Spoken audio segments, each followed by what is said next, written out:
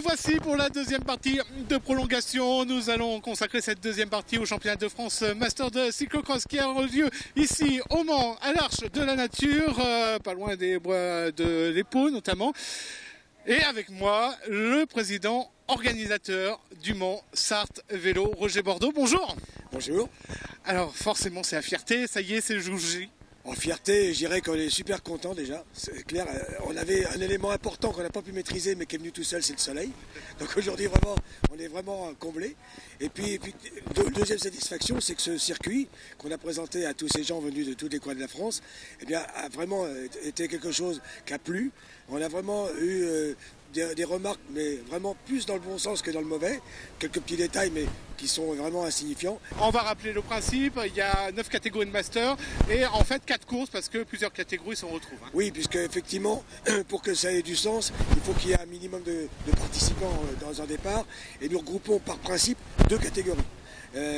Il est clair que s'il fallait, si on avait, imaginons un succès débordant autour de 400 participants, on serait obligé d'allonger effectivement les épreuves et les séparer. Ça nous obligerait à faire 2 jours.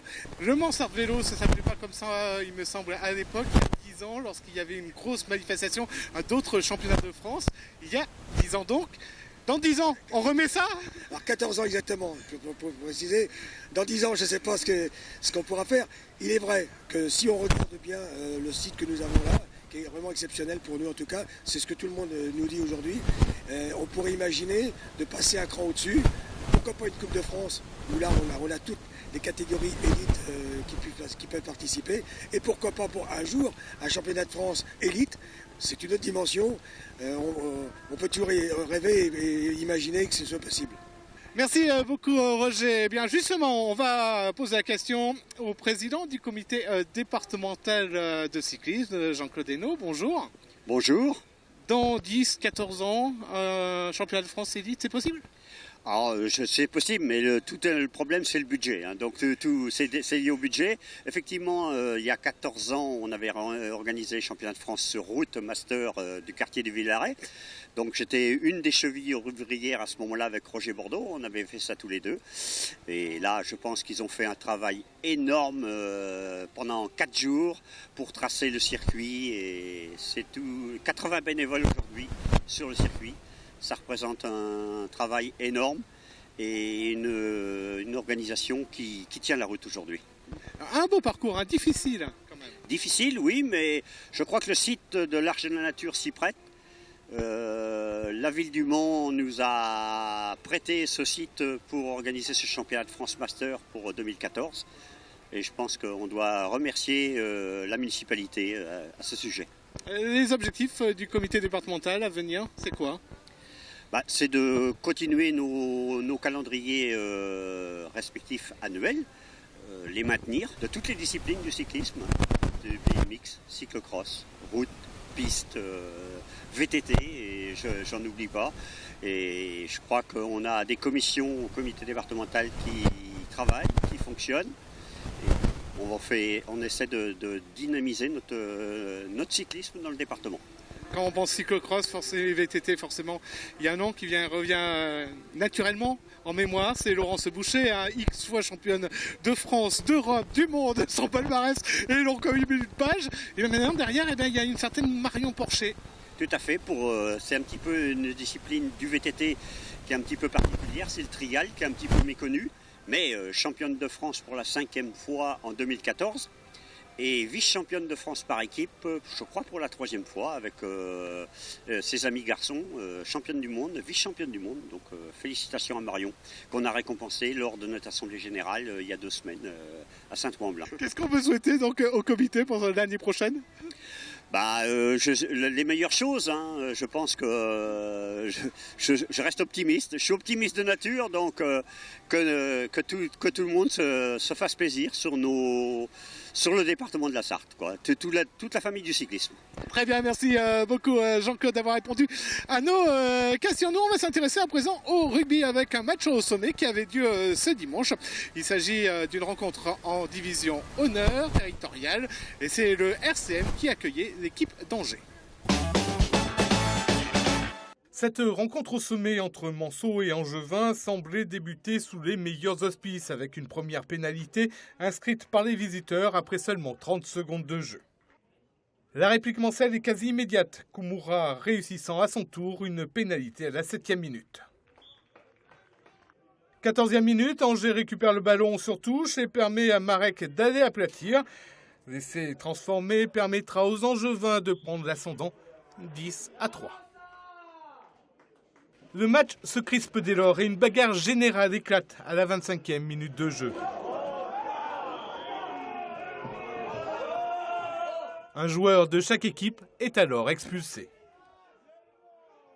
Plus rien ne sera inscrit malgré l'état de siège fait par les Manceaux en deuxième période dans le camp inverse, des Manceaux qui échoueront à plusieurs reprises à quelques centimètres seulement de la ligne d'en but.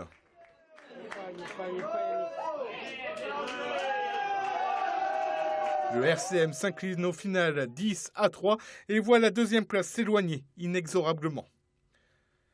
Dans les autres résultats de cette poule, Clisson a battu la Baule 25-12. Victoire des Sables d'Olonne face à Bouguenais-Rezé 38-12. Cholet a cartonné à Laval 58-0. Châteaubriand l'a emporté à Saint-Hilaire 21-15. Au classement, Cholet est en tête avec 4 points d'avance sur Angers. Le RCM se retrouve 3e avec 9 points. Et voilà un des champions de France Master. Je vous rappelle, c'est plus de 30 ans, il y a 9 catégories en tout. Et Stéphane Loiseau est champion de France à nouveau, puisqu'il avait déjà le titre l'an passé de ce qu'on appelle les M5. Le circuit n'était pas forcément à mon avantage, mais bon, de toute façon, c'est un beau tracé, un petit peu long, plein de relances. Je pense que les écarts, même chez les autres catégories, ne vont pas être très très importants. Cato, vous avez dû effectuer 40 minutes en gros de course et un sprint, hein, vous étiez 4. Oui, 4, mais bon, j'ai perdu un peu de temps après, j'avais pris 15 secondes d'avance, je suis tombé une première fois, j'ai déraillé, mais bon, dans le dernier tour, quand je suis rentré, j'étais confiant, et puis je savais que si je passais les planches en tête, j'allais leur mettre 5 mètres là et qu'ils resteraient là. C'est quoi le plus dur, les planches ou les marches ?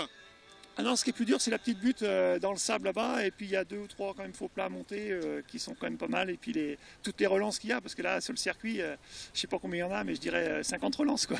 Et plus on vieillit, plus on a du mal à relancer. Vous avez commencé à quel âge le cyclisme ? Alors moi le cyclisme, j'ai commencé en Pays de Loire en 1976 et j'ai jamais arrêté pour l'instant. Et directement au cyclocross ? Pas directement au cyclocross, mon minime pré-licencié on n'en fait pas, mais j'ai commencé le cyclocross à l'âge de 16 ans, en junior première année, avec le vélo de cyclocross à Pierrot-Matignon, qui m'avait prêté son vélo à l'occasion. En junior, j'en ai pas perdu beaucoup, j'ai juste perdu le France. Après j'ai arrêté pendant une dizaine d'années, je me suis consacré à la route. Et puis après j'ai recommencé en senior, en élite, où j'ai fait les challenges nationaux. Et une place aux France, ma meilleure place aux France, c'est 7e à Bordeaux. Mais bon, peut-être que cette année j'irai aux mondiaux, je ne sais pas encore. J'ai fait une place de 2, une place de 3, une place de 5 aux mondiaux. J'ai pas réussi à être champion du monde. Mais pourquoi pas cette année ?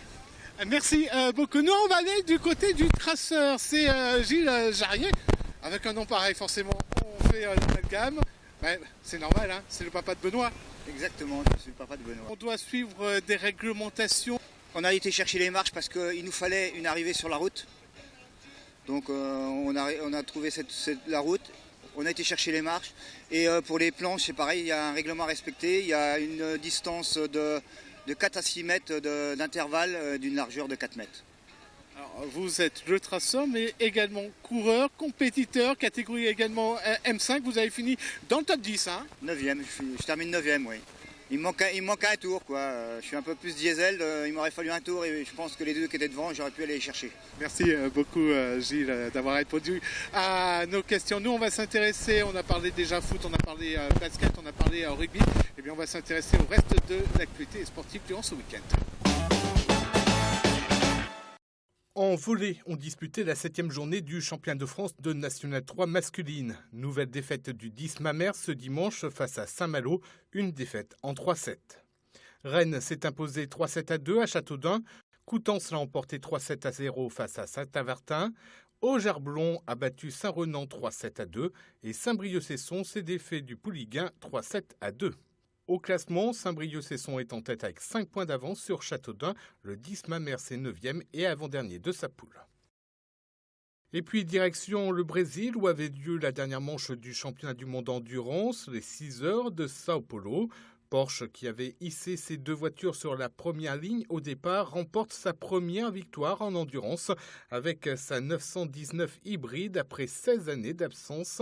La bagarre a été intense durant toute la course entre la Porsche numéro 14, pilotée notamment par Romain Dumas, et la Toyota numéro 8 du tandem Davidson-Buemi.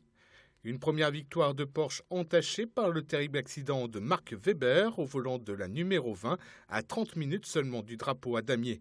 Le pilote australien sorti violemment de la piste s'en sort heureusement indemne.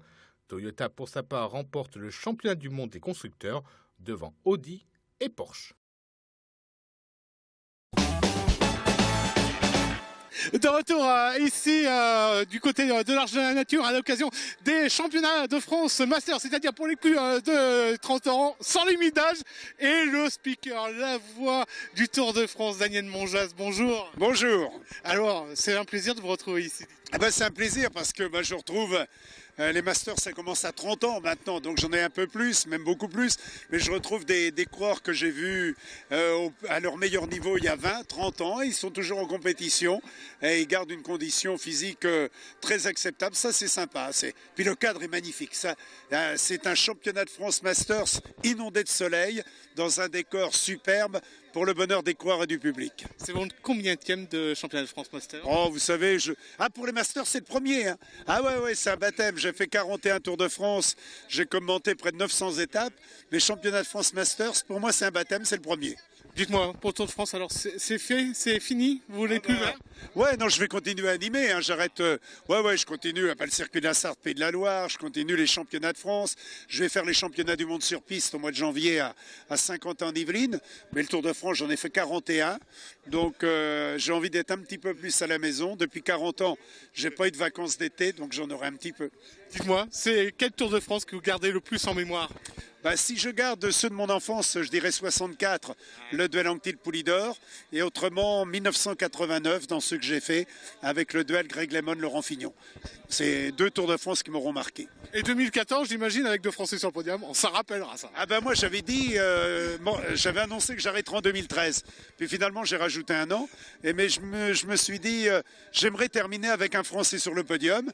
Il y en a eu 2, donc c'est génial. Pour moi, c'était très bien. Maintenant, et en plus, il va partir de chez moi dans le département de la Manche en 2016. Donc, j'ai déjà été recruté par des radios. Donc, je vais avoir un rôle, mais beaucoup plus détendu que celui que j'avais auparavant, bien sûr. Merci beaucoup, Daniel, d'avoir répondu à nos questions. Nous, on va marquer une courte pause. On va se retrouver dans un instant pour la dernière partie de cette émission Prolongation. Et nous allons vous faire découvrir dans cette toute dernière partie une course d'orientation. Ça se passe à Aigné.